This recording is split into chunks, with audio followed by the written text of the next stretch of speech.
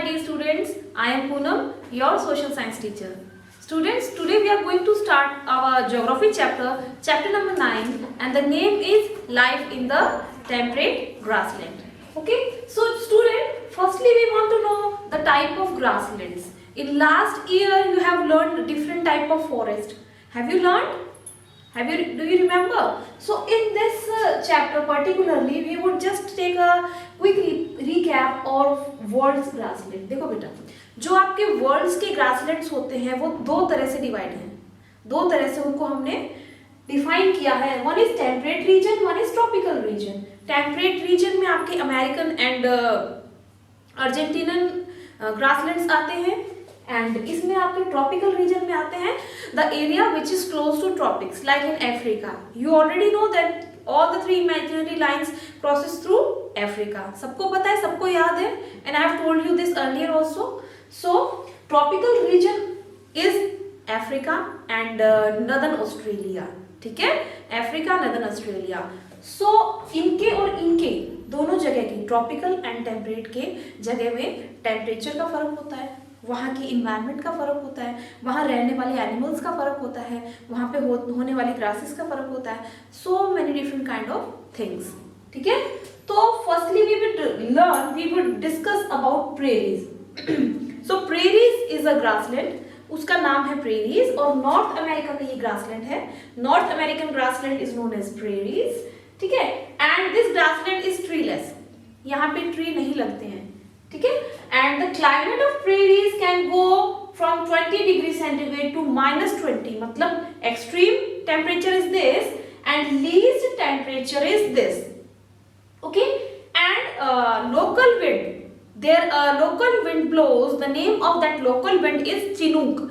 Chinook एक तरह की विंड है जो कि गर्मियों में चलती है, एंड ये जब व्हेन दिस विंड ब्लोज, ये वहां के टेम्परेचर को क्या कर देती है, रेज कर देती है. इससे वहां का टेम्परेचर क्या हो जाता है, बढ़ जाता है. Okay, so you need to know 20 degree to -20 degree is the temperature of prairies grassland that is situated in North America, and the special kind of local wind is Chinook.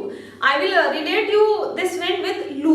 आपके जो local name है लू का, वो क्या है, locally जो आपके आसपास जो गर्म हवा चलती है गर्मियों में, उसको आप क्या कहते हैं, लू कहते हैं. ऐसे ही North American that wind is called as chinook. Prairies में जो रेनफॉल होती है वो मॉडरेट होती है. ठीक है, and that is mid, not too high not too low. बहुत ही नॉर्मल एवरेज यहाँ पे बारिश होती है, and that is suitable for grass. ठीक है, क्योंकि ग्रास को ना तो बहुत ज्यादा बारिश चाहिए ना तो बहुत कम बारिश चाहिए. ठीक है, तो यहाँ पे सूटेबल होती है ग्रास की ग्रोथ के लिए ये बारिश. वहां की फ्लोरा फोना, प्रेरीज की फ्लोरा फोना, वहां पे क्या उगाया जाता है, क्या चीज वहां पे नेचुरली उगती है, तो मेज एंड पोटैटोज यहाँ पे उगाए जाते हैं. सोयाबीन, कॉटन एंड अल्फा, ये भी यहाँ पे इनका कल्टीवेशन भी किया जाता है. और प्रेरीज में एक रेंचेस होता है. रेंचेस क्या है, कैटल फार्म को कहते हैं. Cattle farm, big cattle farm is known as ranches. And bison is a kind of wild buffalo. American wild buffalo is known as bison. When you will go through the reading of the chapter number 9 in your book, you will see a picture of it as well. ठीक है, तो ranches क्या होते हैं, जो big cattle farms होते हैं, and bison is a type of animal, it is a wild buffalo. Okay, and people, जो प्रेरीज की जो पीपल है वो क्या ऑक्यूपेशन करते हैं, किस तरह की मेथड्स यूज करते हैं, किस तरह के उनके ऑक्यूपेशन है. तो बेसिकली मैं आपको बता दूं कि यहाँ के लोग बहुत ही हाईटेक हैं, because they belongs to North America, and definitely वो साइंटिफिक मेथड्स यूज करते हैं अपनी फार्मिंग में भी, अपने डेली ऑक्यूपेशन में भी. ठीक है, तो फार्मिंग में जो यूज होता है, साइंटिफिक मेथड यूज होता है, वो बहुत ही हाईटेक यूज करते हैं टेक्नोलॉजी.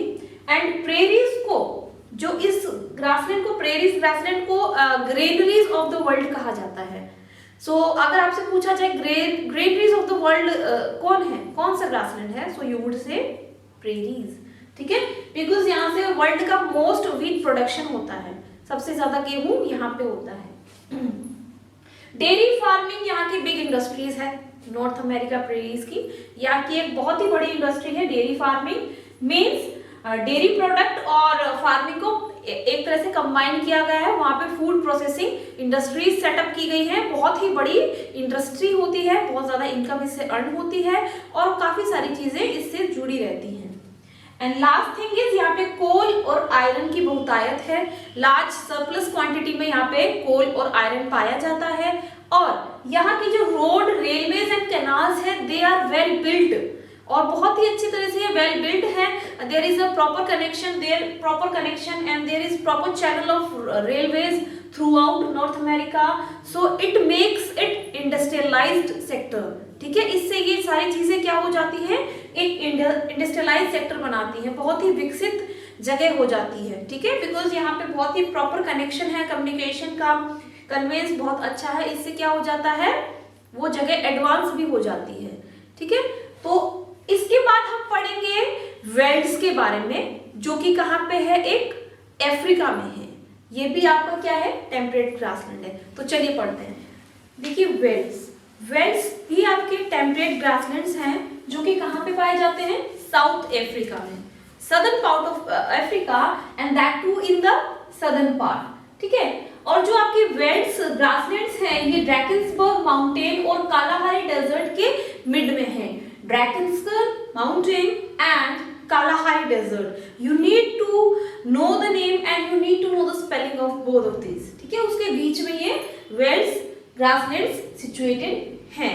अब देखिए, जैसे कि हमने प्रेरीज ग्रासलैंड के क्लाइमेट की, पीपल की, वहाँ के फ्लोरा फोना की बात की थी, अब यहाँ की भी बात करते हैं। तो यहाँ का क्लाइमेट कैसा रहता है, माइल्ड रहता है, ना ज्यादा सर्दी ना ज्यादा गर्मी, and cold dry winters. But यहाँ पे जो विंटर्स पड़ती है वो कोल्ड एंड ड्राई विंटर्स होती हैं। जुलाई यहाँ का सबसे कोल्डेस्ट मंथ होता है एंड रेनफॉल यहाँ पे नवंबर से फेब के बीच में होती है। ठीक है, इधर देखिए यहाँ की फ्लोरा फोना कैसी है, यहाँ पे क्या चीजें होती हैं, कौन कौन से ट्रीज होते हैं। सो बेसिकली यहाँ पे जो ग्रासेस होती हैं वो बहुत टॉल होती हैं and that two of red colour. ठीक है, रेड कलर ग्रासेस होती हैं। और जो मेन यहाँ पे हैबिटेट, जो मेन जानवर यहाँ पे एनिमल्स पाए जाते हैं, उनमें से है लायन, लेपर्ड, चीता एंड कुडू।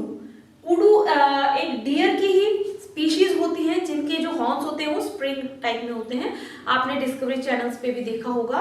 तो kudu is a type of deer family, animal of deer family. ठीक है, people here do cattle rearing. यहाँ पे जो पीपल होते हैं, लोग होते हैं, वो किस तरह की ऑक्यूपेशन करते हैं, वेल्ड्स में वो करते हैं कैटल रेयरिंग, मतलब जानवरों की देखभाल करते हैं, कैटल रेयरिंग करते हैं, पशुपालन करते हैं।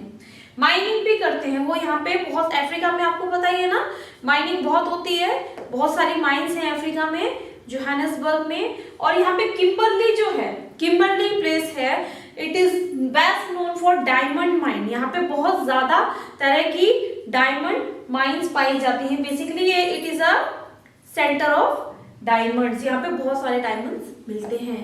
तो आपने पढ़ा था प्रेरीज ग्रासलैंड्स के बारे में, वहाँ के पीपल के बारे में, फ्लोरा फोना के बारे में, क्लाइमेट के बारे में, टेम्परेचर के बारे में, रेनफॉल के बारे में।